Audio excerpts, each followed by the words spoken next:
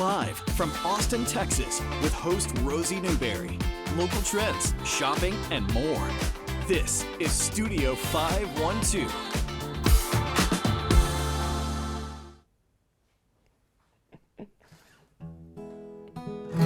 We're all living on mythologies, good intentions, bad memories. When we open our eyes, where will we be? On dry land or stranded out at sea? But what can you expect from us weaponized, glorified Homo erectus, walking around like we know what we're doing? The truth is, we're only human.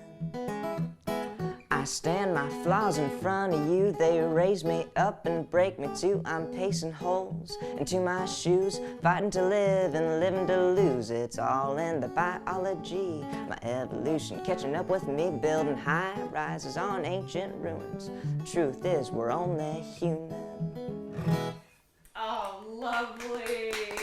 Y'all, you just heard Only Human from Jack Barksdale, who is only 17 years old and who is performing tomorrow as the closer at the Renegade Revival Music Festival at the Georgetown Palace Theater. He and marketing manager Lindsay Brisbine are here to tell us a little bit more, and we're so excited to have you both in studio. Good morning. Good morning. Thanks for having us. Thank you for being here. So we're going to talk to Lindsay just a little bit first, but oh boy, Jack, I'm going to come for you because 17 years old and already such an amazing singer-songwriter. I am really impressed. So Lindsay, let's talk about this. This is the inaugural, the first ever Renegade Revival Music Festival. What can folks expect? What's the idea here? So, our theater, we have been, around for 35 years, doing live performances. We do musicals, we do plays, and there's just one component that I just felt like me, my team, our executive artistic director that we were missing, which was music. And so it was just like, let's do this. And the main thing is, we don't have one genre. It's not just folk or Americana. It's not just rock. It's not just country. We've got orchestral art rock, we've got psych rock, we've got country, and of course we've got jazz. So the idea was to bring different kinds of music from all over Texas and highlight these amazing artists on our big stage. So wonderful, yeah. And I like that you said from all over Texas. All over Texas. Texas is a big place, and there's a lot of talent in it. Absolutely. Why did you feel like the theater is such a great venue for this? I think the first thing I'm going to guess is acoustics. Acoustics. And our theater is 100 years old, so it's got this amazing vibe, and it's this wonderful space. And anytime you get to see a music fest and you get to be in air conditioning, not a bad thing. So, not a bad thing. Yeah, but it's a great space for it, and a beautiful stage for it, and it just seemed like the right thing to do. Bring these amazing artists onto our stage. So, did you do all the research into who to bring on? I would like to say, it was everyone, but really, yeah, I'm a bit of a music hound. It was me. So I compiled this huge list and sat down with my team and kind of said, give these folks a listen. Here's who I found. And one of the coolest things I've heard from a lot of these bands is way to bring together such different music. Cool. A lot of them said, I'm fans of the person I get to play with, which, hey, I was like, yeah, I did it. I was super stoked. So yes, it was my brainchild and my ear that kind of started it. I'm so glad that you're taking the credit for the work that you did. Yeah, I really love that. Okay, so Jack, 17 years old, Yes. singer-songwriter who largely performs his own work, but every once in a while does a cover as well. How did you get into music?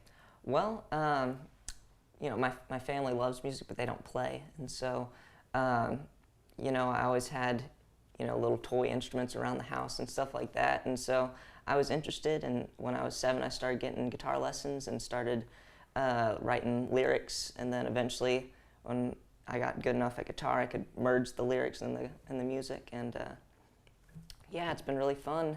And I've just been, working on it since then. So cool. So 10 years of playing the guitar. Yeah. I want to honor that song, though, that I just heard you play because there was humor in it, of course. The way you were doing the rhyming, but also very clever, very cerebral wording. And so talk to me about that songwriting process. Yeah, every song's different, and every song, you try out different techniques, and you never really know how it's going to work out. And so that one, honestly, came to me pretty fast. Pretty much all in one. And pretty much the music and lyrics at the same time. A lot of times I'll either be singing the melody of the lyrics and writing the lyrics at the same time, or it'll just all come out at the same time. It depends, Really? you know. Oh, your brain just pushes it all out to you all at once. That's convenient. Well, sometimes it isn't. Yeah, right. It depends on how it works You're out. in the middle of doing something else, schoolwork or whatever, and it's like, oh no, I've got a song. I got to get this out. Want to ask about your genre as well, because that to me sounded very country. Is that kind of the style you play? You know, I play all sorts of styles, and I love all sorts of music, and so I kind of just mix all the stuff that I like into, you know, one little weird amalgamation, and just, yeah, so a little bit of country, a little, you know, I love folk and Americana stuff, and a little bit of, like, you know, old blues music, all sorts of stuff. Some cool inspirations there, and those have all gone into an album that's about to drop in Yes. June. Tell me about that. Yeah, so it's called Voices, and it's coming out June 13th. And yeah, I'm really excited about it. It's got 11 songs on it, Only Human, the one I just played, being one of them. And yeah, I'm super excited about it. You are about to drop an album, and you're going to be the closing performer here at the Renegade Revival Music Festival. Yes. You said you're excited to play with other musicians as well. Can you just talk to me about the set that you plan to do? Yeah. So I'm playing with some really great musicians. Fiddle player named Rebecca Paddock, and on accordion will be Jenny Mack. Fun. Yeah, she's really great, and yeah, I think it'll be a really fun show. I really love the guitar, fiddle, accordion combo. Yeah. Oh, me too. It's it pulls at my heartstrings a little bit. Okay, we have to let you go, but Lindsay, just real quickly, it is a ticketed event. Can you talk me through that real quick? Yeah, so it is $30 for general admission. You get to see 4 amazing acts. And then, of course, $65 for our VIP section, which comes with a great goodie bag, concert poster, you name it. So it's a ticketed event. We also have a free pre-party from 1 to 4 p.m.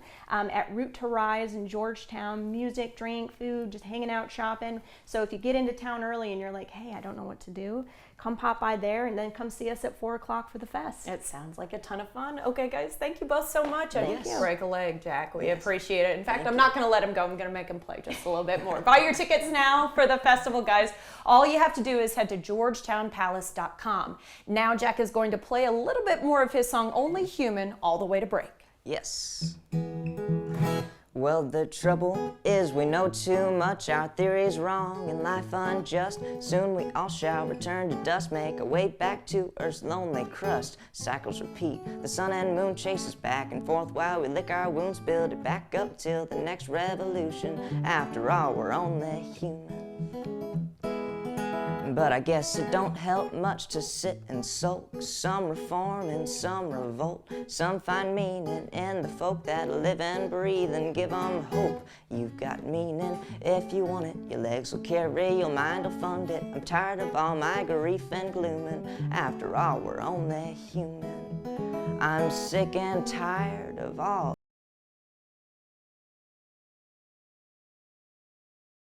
The following portion of Studio 512 is sponsored by Rosedale Acupuncture and Wellness. Are you looking for a roadmap to help treat your complex chronic conditions? Rosedale Acupuncture and Wellness wants to help. Dr. Lucas Brown is here to tell us more. Dr. Brown, what if people come in the door and really they've got more than one thing going on?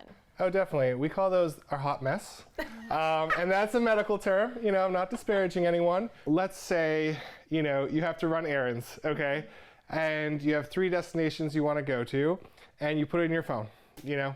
So I don't care if it's Apple Maps, Google Maps, or Waze, you know, they're not going to tell you to go to all 3 destinations at the same time. But certain places you're going to get to faster, and also certain places, if you go to, are going to bring you closer to the other destination. We're actually going to talk about one of your patients named Ernie. He came to you with chronic back pain, sciatica, and peripheral neuropathy. Yeah. And you said that that's a combo that you see come together pretty often. So yeah, Ernie's a perfect example of someone that came in with 3 like pretty severe conditions. And we decided to get one destination first, and we tackled the low back pain. So we were able to tackle the low back pain, the sciatica, and see improvement in the neuropathy before we even focused exclusively on the neuropathy. That's incredible. Okay, let's go ahead and take a listen to Ernie. I had lost feeling in my feet. That is, that specifically, I could not feel cold very well. I couldn't feel heat. I couldn't feel the pricking when something was pricking my foot. Maybe after a month and a half of treatments, it was remarkable that I could actually feel the cold. I could feel the warmth, the heat. I could feel the pricking and other, tests that were used. And I was really amazed. As a matter of fact, on the right foot, I believe this was 74% improvement. I would say certainly visit with Dr. Brown, visit with staff, and give it a chance, because really there's some benefits that can be derived from it. Okay, so what if, Dr. Brown, someone wants to go to opposite ends of town? We're going to really work with this travel metaphor here. Yeah. The consultation is really where the roadmap takes shape for each patient. So absolutely. So, I definitely, every time I meet a patient, I have an idea of what I can do for them. But what's really important is what they want for themselves. And for our patients, landmarks are really quality of life things. Being able to walk 3 miles, being able to play with your grandkids, walk up and down stairs equally. Those kind of things are like the landmarks we expect, the wins we celebrate on the way to treatment. It all starts the conversation. Sounds good to me. Great. Thank you so much for your time. Thank you. If you feel your road to recovery has hit a dead end, call 512-623-1996 now. The preceding portion of Studio 512 was sponsored by Rosedale Acupuncture and Wellness.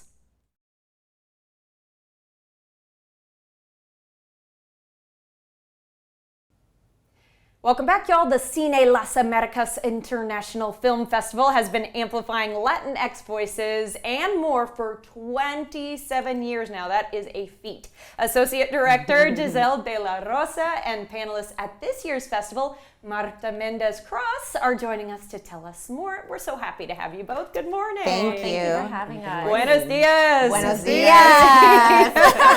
All right, Giselle, first I'd like to ask about the film festival. Now been around for a minute, and kind of what the inspiration behind it is. What can folks expect when they show up? Absolutely. So Cine Las Americas is a multicultural organization, and we've made it this far, 27 years.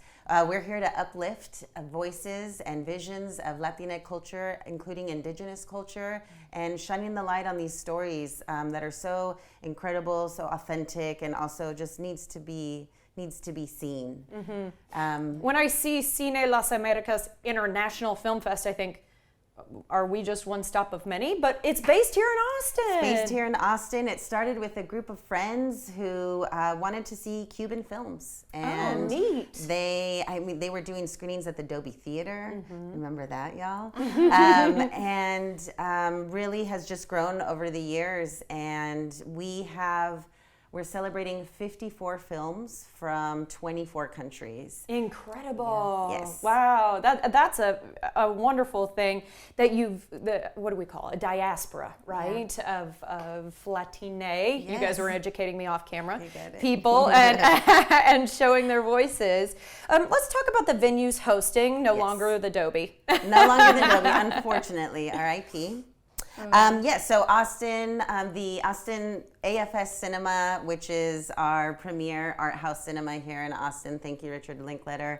We've been celebrating with them for a number of years. Austin PBS is going to be hosting us tomorrow with our shorts program. We have a narrative shorts showcase, we have documentary shorts, and then we have our Hecho en Tejas program. So although we are international, we are paying homage to our neighbors here in town, and beyond Austin too. So our regional filmmakers in Texas, and making sure that we shine the light on them. We are born in Austin, so we will always have a place. So we've got the red carpet, we've got our screenings, and we have a party. Martha That is Austin ready. PBS, I which mean. loving our partners at Austin PBS. And today is the first day of our inaugural conference. So we're going to have panels today and tomorrow. And we're so excited to be able to have expand in this 27th year in that way. And speaking of panelists, films in mainstream media, that's going to be where Marta will be. And first of all, such a get to grab you from LA. Thank you for coming here and visiting with us. This is wonderful. Thank you. Why don't you tell me a little bit about your pedigree in television and film? Oh, my resume. Hold on one second. I mean, this is a homecoming for me. I actually went to the University of Texas, Hook 'em Horns. Yay. Hello. So I rode my bike through downtown Austin, through South by Southwest, Cine Las Americas. So for me to come back here with a feature film that I wrote, acted and produced in, with my partners Virginia Novello, Valeria Maldonado, I love you. They're here as well at the festival, but we all came up in television and film. Like I was here doing indie film, and I continued that in LA. But what I found was the roles were few and far between that I related to, that I felt like I was being seen as a Latina woman. And I was on, projects from Weeds to Castle to NCISLA. I did all of the projects, and I didn't fully feel fulfilled because I felt like there was a piece of me that was missing in the media. And so me and my partners, we decided to write for ourselves and to fill that hole and have a great time while doing it. It took us 9 years to write and get this to actually be made. That's a project with a lot of heart. Yeah. So it's Las Tres Sisters. Las Tres Sisters. It's available Not right hermanas, but that's the whole point, is that it's like a bilingual journey, right? Yeah. Can you tell me about the film? Well, it's about 3 Mexican-American sisters who take their grandmother's pilgrimage through Mexico, and they have an estranged relationship. They haven't seen each other in a very long time. And on their journey, though, they meet Cristo Fernandez. You might know him from Ted Lasso. Shout out to Cristo, our executive producer. And he helps us along the way, and healing trauma, healing family dynamics. If you ever feel stuck as an older sister or in your role in the family, people can relate. And how do you break those generational traumas? And then fish out of water for Latin Americans who grew up in the U.S. When you go to your ancestral country, how do you feel when you're there? I mean, a lot of comedy. We definitely felt like fish I out was of about water. to ask. You said a lot of fun. I wasn't sure because it sounds like, there are some actually kind of intense themes here, but you handle it with a comedic jaunt. We like to have people open their mouth with laughter and then put real stuff in there. What a nice way to describe it. Okay, so she's going to be at the Films in Mainstream Media panel. There's also a filmmaker roundtable. Can you tell us, Giselle, about that? Yes, so we have a few other guests coming in, regional, local, David Blue Garcia, who we may know from Tejano and Texas Chainsaw Massacre. So he's one of our folks. We got to do some interviews together yesterday. I don't know what day it is. I know it is day 3 of the Cine Las Americas. I was going to say, because you're in festival time. You're in festival time. And I will say there are badges, there are tickets, there are free events as well. And Marta, real quickly before we have to let y'all go, why are festivals like this so important? We need to feel like the lens is on us as well as told by us, so to have a festival that highlights our stories, that validates us, that makes us feel like our stories are worth telling, and also to build careers, to give more Latinos, Latines the chance to get in front or behind the camera, to get opportunities to network, to make relationships, and to learn more about making your stories. Good point about networking. Yes. This would be a great event to be Yes. at, but also to see some people that you've grown up watching or that sort of thing. How exciting. Thank you guys both so much for being here. Muchas gracias. Muchas gracias. Thank you so Muchas much. gracias a ti. Thank you. All right, guys, check out the schedule and all of your ticketing options on the website cinelasamericas.org.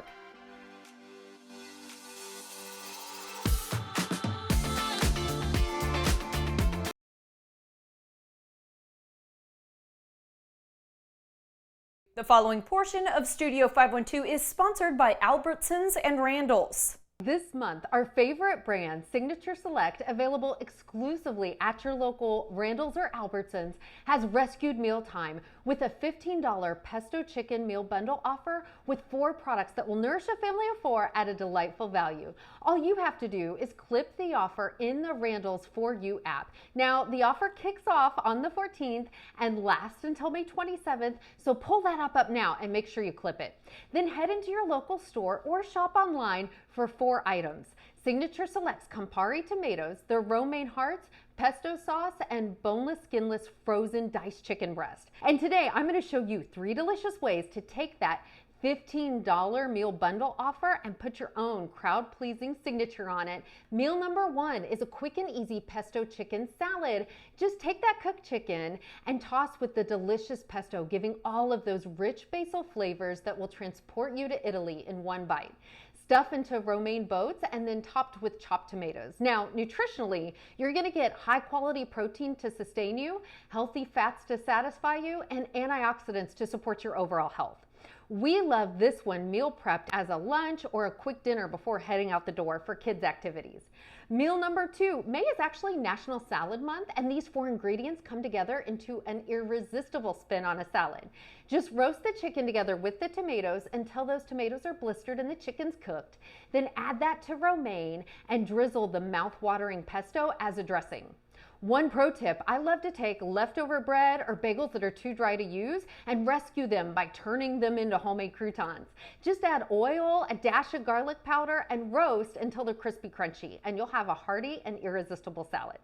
Meal number 3, summer skewers with pesto dip. So saute the diced chicken and skewer with tomatoes and chunks of lettuce, and the kiddos can help make this one.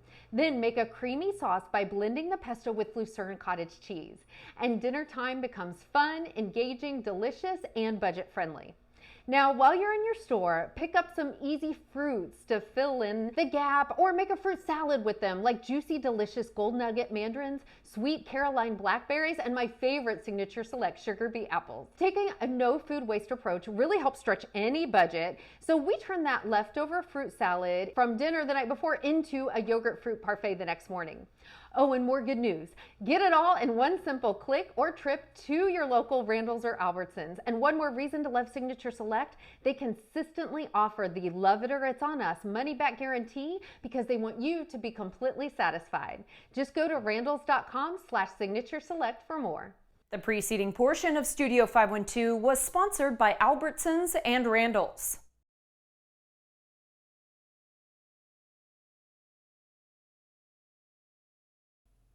Well, here we go, y'all. Increasing temperatures mean we need to start preparing for our yearly stretch of dry and hot when it comes to our gardens. Plant pro Xander Caruso from Barton Springs Nursery is here to give us some education per usual this morning. Xander, good to see you. Good to see you too. Let's talk about it. Okay, the first thing we want to touch on today, and we're talking about 2 different types of plants that can stand the summer heat. The first one is continual bloomers, heat tolerant. Yeah, so here we've got a Tacoma stans. This is like a dwarf kind called Red Hot. Really cute, small blooms. It's not the typical yellow bell is another word for them that you see all over town. It's really cute. Up here we got the Pride of Barbados. These guys, this is like the biggest one I could find. They don't get really big until it's really, really hot. It's a little guy. They really need 90 to 100 to metabolize properly and get big and bloom. How big will it get? Because I'm touching a teensy little stem right now. They can get, I've seen some that are like 8 feet tall. Whoa! Yeah, they get pretty big. Because they look like it would be in Jurassic Park. Yeah, it's been around for a while, maybe. Yeah. And then another P family member we have over here is the Fairy Duster, which is just a really great, cute little, I think this one is a cross between one that's native in Nevada and Arizona. Just super, super heat tolerant. Can I touch the little pom-pom or will it stick me? You can. Okay, all right, because I've already accidentally gotten myself a splinter today from these plants, y'all. All right, let's talk about some care for them. Mulch is a good thing. Yes, so I would say when peak summer comes around, when you're working with more, I don't know how to describe them other than not cacti or agave, but these flowering ones I just mentioned, you want to mulch in, you want to use liquid seaweed on everything that you can. Liquid seaweed is a 0.00 or 0.1 on its NPK, and those are the macronutrients. So basically, nitrogen, or phosphorus, yes, and then potassium, yes, right? you got Okay, it. yeah. The 0.00, you'd think, why would I put this on a plant if it has no macronutrients? The goal is not to get it to grow during the summer. It causes a lot of heat stress. It stunts them. It's really not good for them. But you're giving it micronutrients it needs to bolster its cell walls and make it through the intense heat. And you can also, too, use it in the winter. But heat, you really want to use liquid seaweed. Liquid seaweed, really good for those heat tolerant but continual blooming plants. Yeah. And another one that you did bring here for us today was that The little Blackfoot daisy. It's super cute. Okay, now we're talking xeric options. Yes. And will you remind me, starts with an X, very few words do. Yes, yes. So a lot of these plants are in xerics, like especially this fairy duster, the Tacoma stands. It's xeric, just meaning more deserty, for a lack of a better word. Deserty, Plants I love it. that grow out in really harsh conditions, usually with really poor soils. So when I hear xeric, I typically think of all kinds of cacti. I've got this royal flush agave back here. The Hesperella, which is a classic. You cannot kill this plant. It works everywhere. This is a really fantastic It's really one. pretty. It's really gorgeous. Yeah. Spineless prickly pear, a classic. Tiny little spines, though. That's what gave me. And I was then- like, ooh. And I got a little splinter. And then here on this end is the Yucca rostrata, the beaked Yucca rostrata. Sure. Those are those really tall, there's some old ones around town that are probably like 20, 30 feet tall. Yeah, They're wow. a giant yucca, native to West Texas, super cold tolerant, super heat tolerant. Here they get a little more rainfall, so they get a lot bigger than out in West Texas. Gotcha. Okay, so liquid seaweed, again, usable there. I didn't know it was such a useful item, but we're kind of doing the opposite with mulch. Yes, I would say you can use some kind of, depending on which one of these you pick, you can use mulch. I usually say go with something like put this in a rock bed or some kind of decomposed granite or expanded shale on top and in the soil as well, just to have good drainage. Newly planted, what I'll call xerics, are going to still need water to get through that first summer.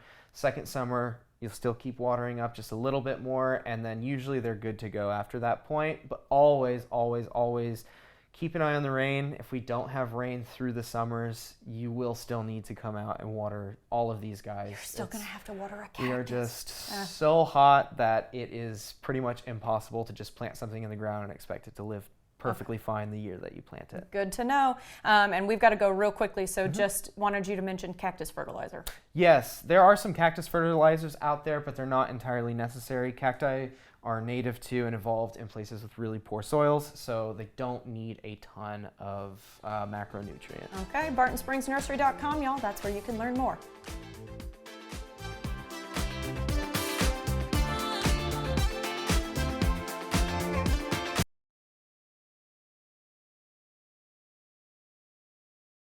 Hey Austin, our animal shelters have been facing chronic overcrowding for over a decade. Our shelters need your support now more than ever. Let's visit the shelters and see how we can help these animals find their forever home.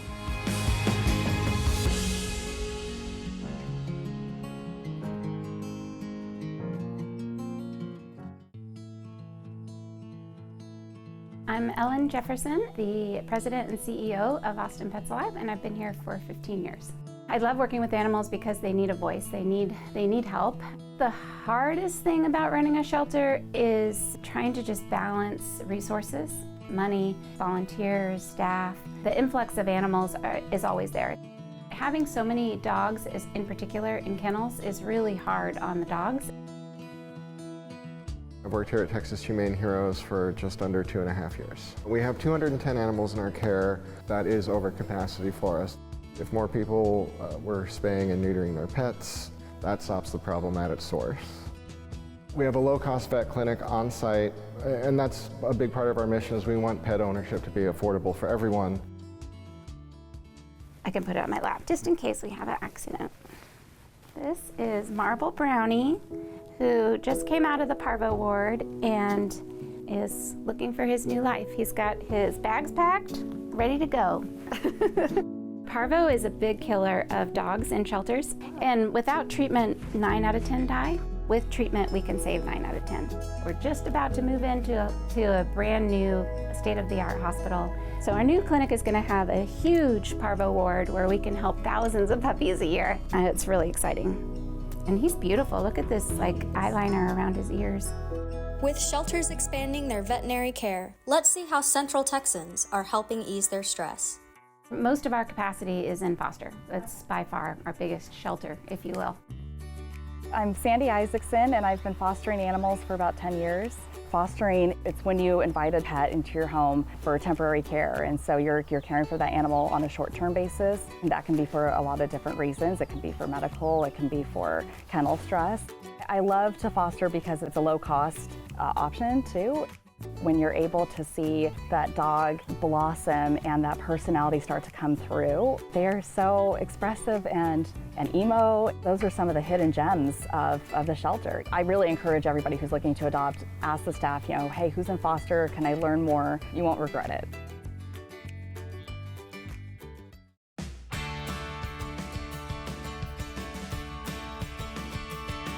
I'm Sherry Soltis, and I'm the founder and CEO of Service Dogs, Inc. We adopt from animal shelters throughout Texas. We have at least 10 shelters where these dogs come from. Probably over the 40 years, we've probably rescued and trained over 1,000 dogs. When we adopt the dogs from shelters, it's not only giving them a second chance just outside of a shelter environment, but we're helping these dogs serve a purpose. We train service dogs that help people with mobility issues, like they are in a wheelchair or they have had a stroke. We train dogs that alert people who are deaf or have a significant hearing loss. And then we also train 2 types of facility dogs. If a dog does not complete our training program, we will find a good pet home for it. So none of the dogs we adopt ever go back to an animal shelter. Giving it a sense of direction and purpose and something to work towards, I think, is so important. It's very fulfilling to find a dog that has an uncertain future and put it in a position where it's going to have its best life.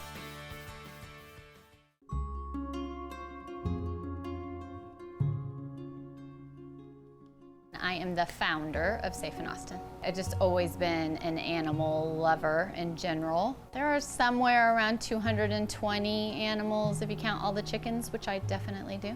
Dogs, cats, guinea pigs, rabbits, tortoises. We have exotic birds, a hamster that has seizures. We have a one-eyed hedgehog. All of my animals have come from just incredibly, vastly different things. We have dogs with broken spines and things like that we've taken from other rescue groups, wanting to avoid euthanasia with animals that have missing limbs. The children that come here are all significant trauma survivors or have some kind of special needs. The circle of healing that happens between the animals and the kids it's really kind of magical. The animals do most of it. Y'all have fun? I have some pretty cool babies here, don't I? Yeah. If we teach children how to take care of animals, then we can get out of this place that we're in right now, where every shelter is overflowing and everybody's being euthanized left and right. Make the difference in them, because they're the ones that are going to change it in the future. We are greatly impacting the animal rescue community by showing them what it looks like here, making them a part of it, and then changing it for the future moving forward. I think animals are really important in our lives. Pets have no judgment. They're not going to disown you if you do anything. It opens up so many doors to be able to communicate and be part of the community. One of the happiest days here is when we bring a dog home from a shelter. You just look at the dog and you say, you're going to be safe and loved from now on. And it's not entirely in our imaginations that the dog understands that and appreciates it too. There's a real personal just sort of connection that you have with a dog or a cat. They think so much of us. There's something very humbling about, wanting to be the person that my dogs think I am. All shelters, every shelter, the shelter closest to you right now needs help. Come to events. The more people that come, the more money we raise, and that all goes straight back to the animals. But maybe you're really good at website building, or you're really good at photography. Take photos of the shelter pets. All that stuff really does wonders. Support our shelters today by donating, fostering, and volunteering. Come to events. Spread the word. Life is so much better with a pet in it.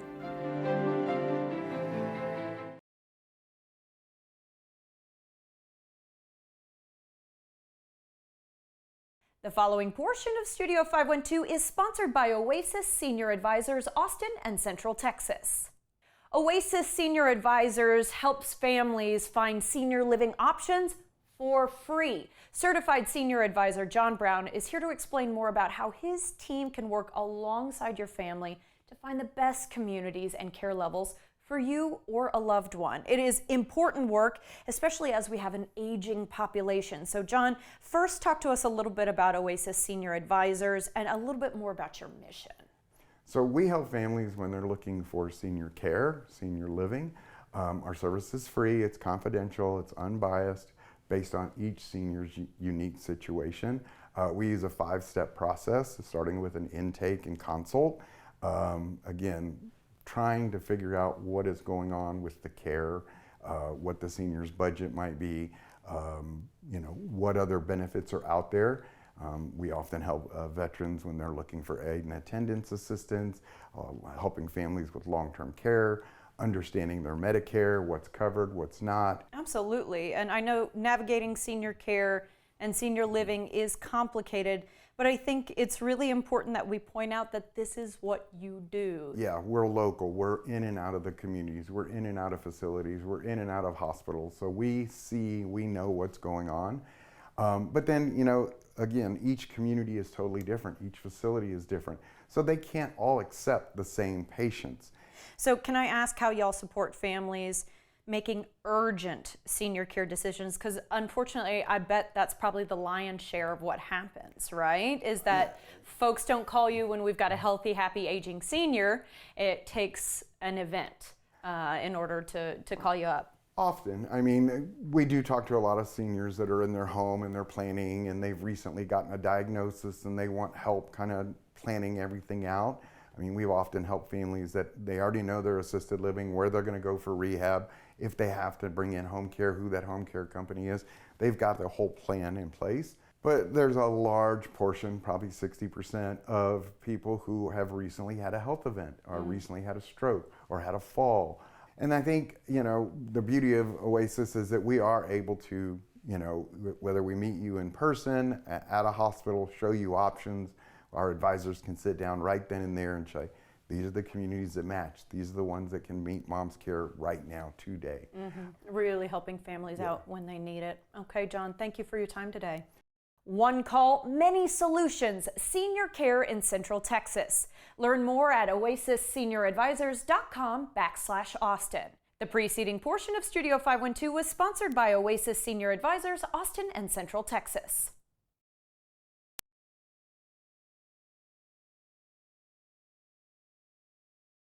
Content segments during Studio 512 were paid for by Rosedale Acupuncture and Wellness, Randall's and Albertsons, and Oasis Senior Advisors.